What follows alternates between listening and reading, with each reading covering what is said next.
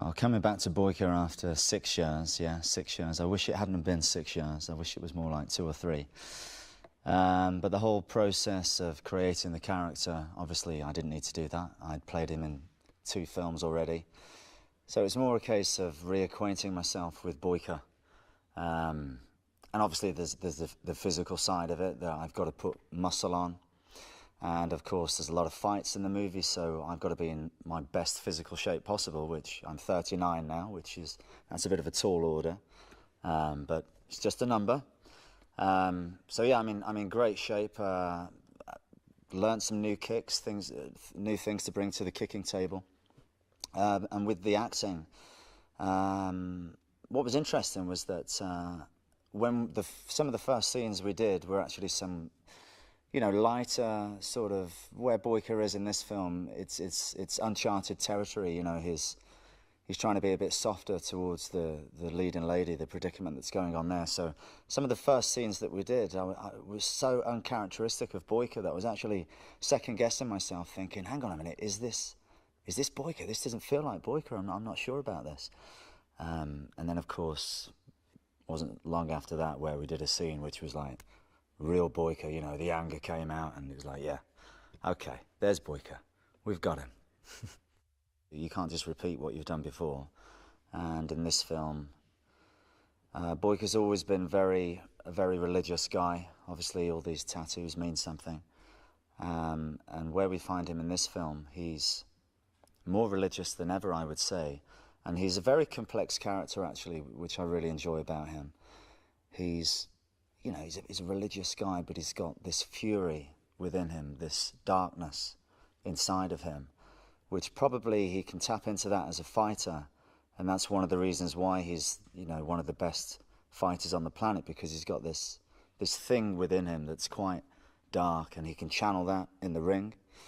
But I think in his personal life, this is something that has brought him no end of trouble. This is the reason why he's in prison in Undisputed 2.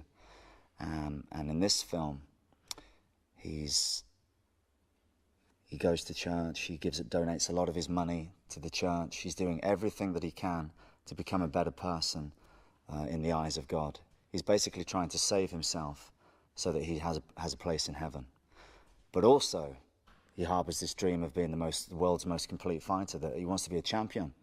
So when that opportunity comes, and he believes that this is a gift from God, he has a chance to prove to the world that he can be a champion.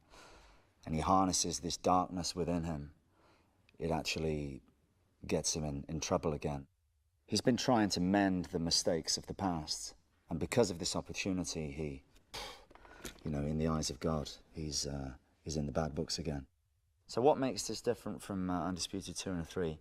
Well, it's still going to have the things that you're looking for from a film like this. It is a fight film, first and foremost. You're going to go in, you're going to get some amazing fight sequences.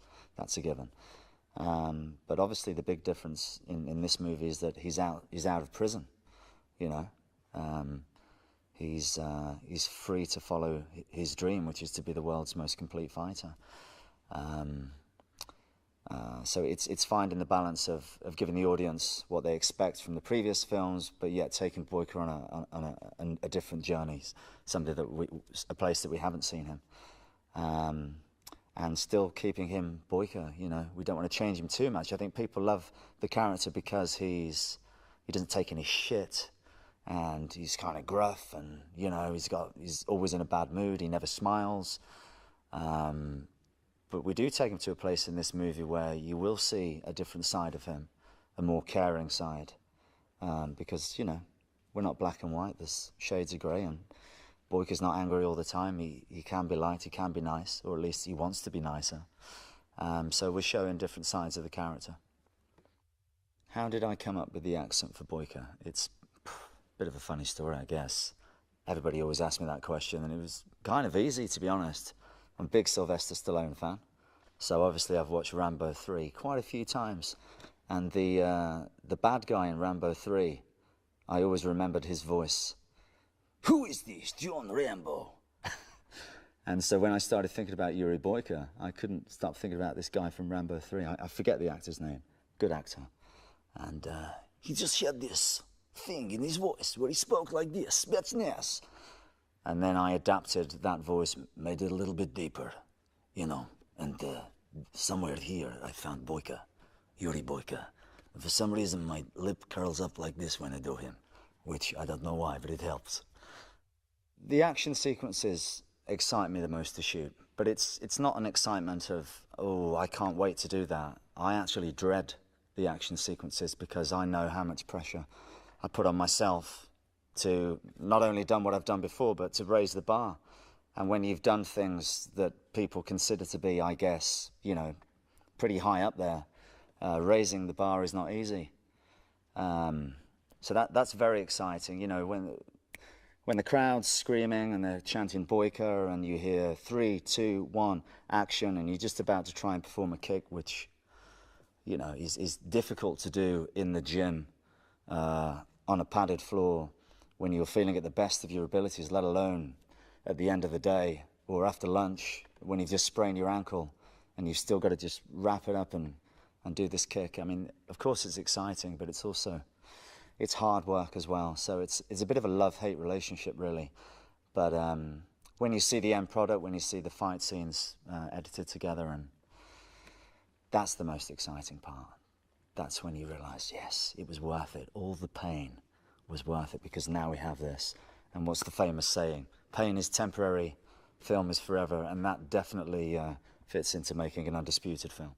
You've just got to get it into your head so that when they say action, you're not thinking, what's the next move? It just, you're not thinking, it's happening.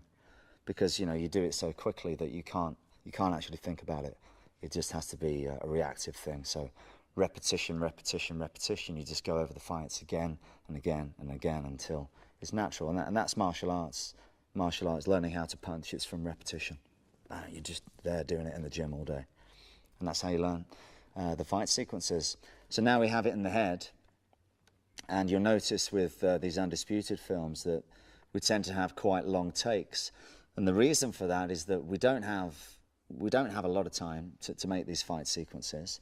And whenever you change the camera angle, you've got to reset the lights and other stuff. So we tend to do quite big, long takes, purely because we can make a longer fight scene in a shorter amount of time, if the takes are longer. And also, we can do it, so it's nice to see that as well. So for the average fight sequence, you're looking at about 2 days. I think maybe, I don't know, 12 hours a day of just fighting. I love coming to Bulgaria. I've been here many times. I've made many films in Bulgaria. And when I know that I'm going to go to Bulgaria next, I always have a warm feeling inside my chest because, you know, it means that I'm working. So obviously, when I think of Bulgaria, I love this place. It's time to work. I love the food. And, you know, when we did Undisputed 2, probably over 10 years ago now, we came here and they were kind of new to it, you know. They were making their way in the film industry. The crew were a little bit green. And it's been great to continue to come here over the years and see how much better the crew has got. And now they've been able to do these huge Hollywood blockbuster movies. So to come back here with a small film like Undisputed 4 and just see the level of the professionalism that has risen, and everybody's great at their job in every department. To come back here with the small film and see that level go up has been really great, really great. And the production value on this film is amazing, and yeah, every department, it's just it's a beautiful thing.